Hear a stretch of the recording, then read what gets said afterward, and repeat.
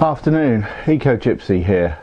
Had a request from a Doom Ed about the 12 volt system I've got running here, and basically what wires and this, that and the other. So I'll do a little video just about the system I've set up, explain where the power comes in and how we put it out through the place.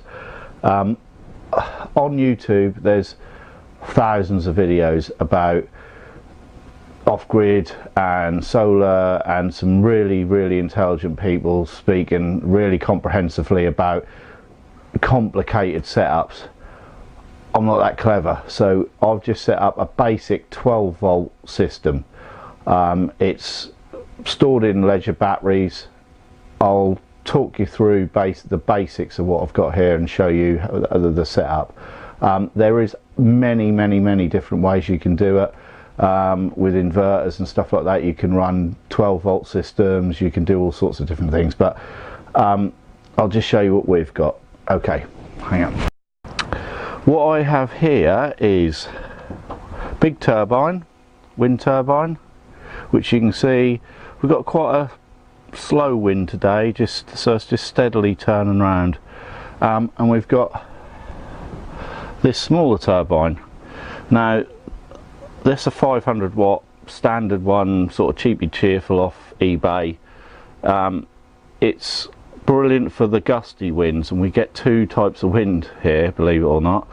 One's squally gusty winds, which that smaller turbine will pick up, but when you get a slow steady wind like that, it just plods around. So that's pulling in, that's about a 1.5k turbine, and the smaller ones about 0.5k.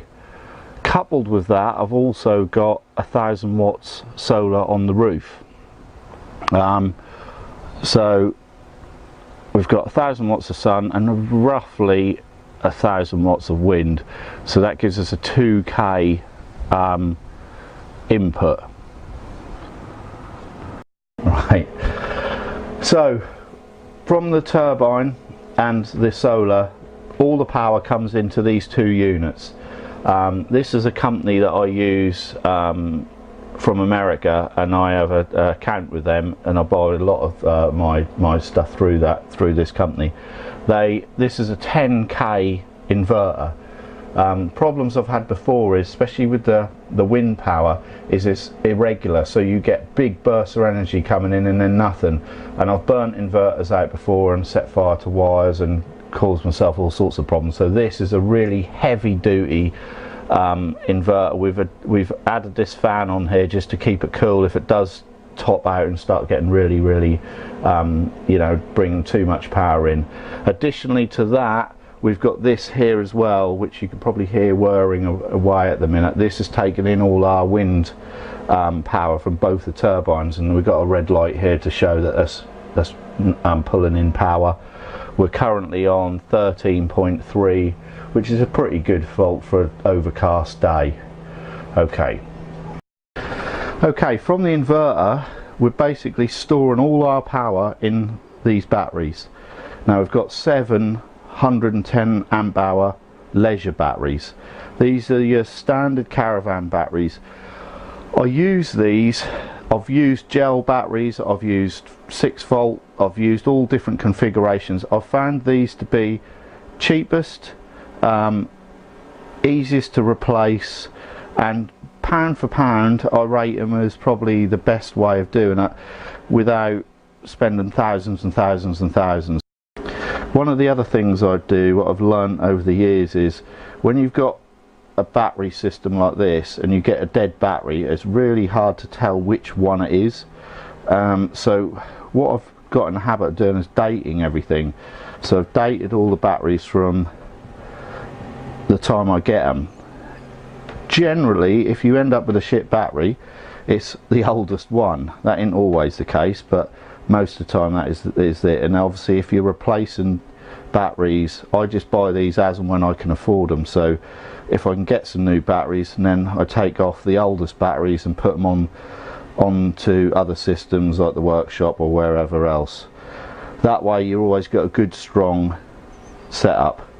It's also a very good idea, underneath these is they're raised off the ground a little bit and insulated a little bit, just to keep any cold air or damp. That's the thing that ruins your batteries more than anything.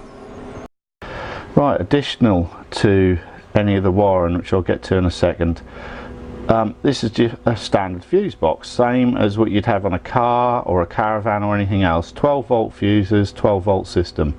Again, for me it was a simple way of doing things, rather than taking in 24 volts and inverting it down and messing around. So it's just like your household circuit. You've got everything's fused to different fuses, so if there is any problems or there's any overloads, any problems at all, it's safe. You just blow a fuse. And we've also got an earth rod running in as well. I've never had it happen, but on occasion, if you get an earth problem, you can burn stuff out and end up setting fire to the place. So we've got a good earth rod in running off the batteries as well. The question I was asked was, what wiring do I use, or what type of wire I use. So this is just a standard 2.5 household wire that you do a normal household ring main with. Cost wise, it's cheaper to buy this in 50-meter drums than it would be to do a smaller gauge wire, and there are other reasons which I'll get to in a second. There's a lot of reasons we use the standard house wiring. My main reasons are there's such a small voltage going through them wires.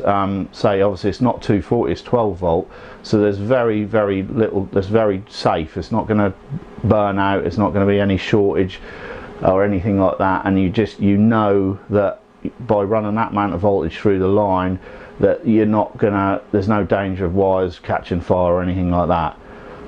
The other reason is we're using standard house fittings for all our switches and stuff like that, so you haven't got to get special connectors or anything like that. It's all fairly standard stuff, all easy to find, easy to source stuff.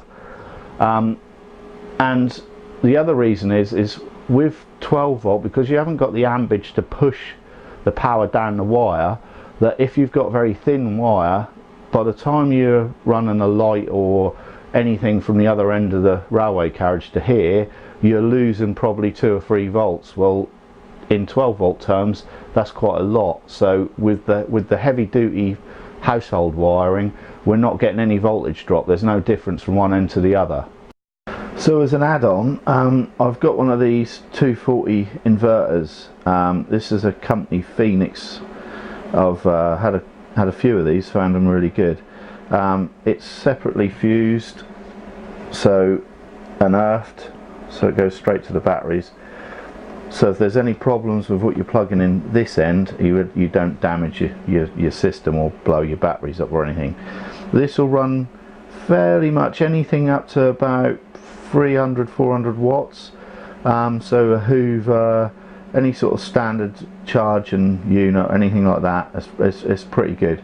The only things that struggles on really are like hair dryers, which I don't have to worry about, and curl and tongs and things that pull really heavy, will pull out a big heavy load. But your standard bits and pieces, these are pretty good.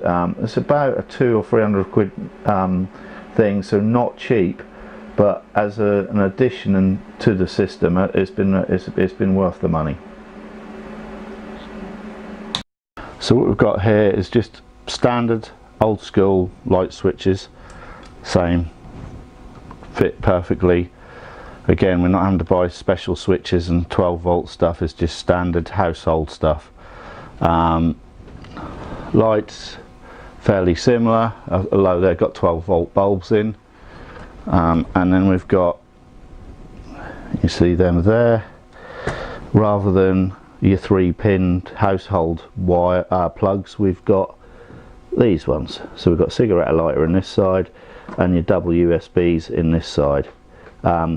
Most things now, your phones and etc, all charge off the USBs anyway, so we've got them throughout the place. So the system we're running here is a basic 12 volt system. straight through the battery bank and straight out to source point. It works perfectly here. We've had no power outages, we've had no problems with that, running that system here for probably the last 2 or 3 years. And as long as you keep good quality batteries on fairly good turnover, so I'll keep a leisure battery running for about a year. Once that date is expired, I then degrade that battery onto other parts of the sites like the workshop and other bits and pieces.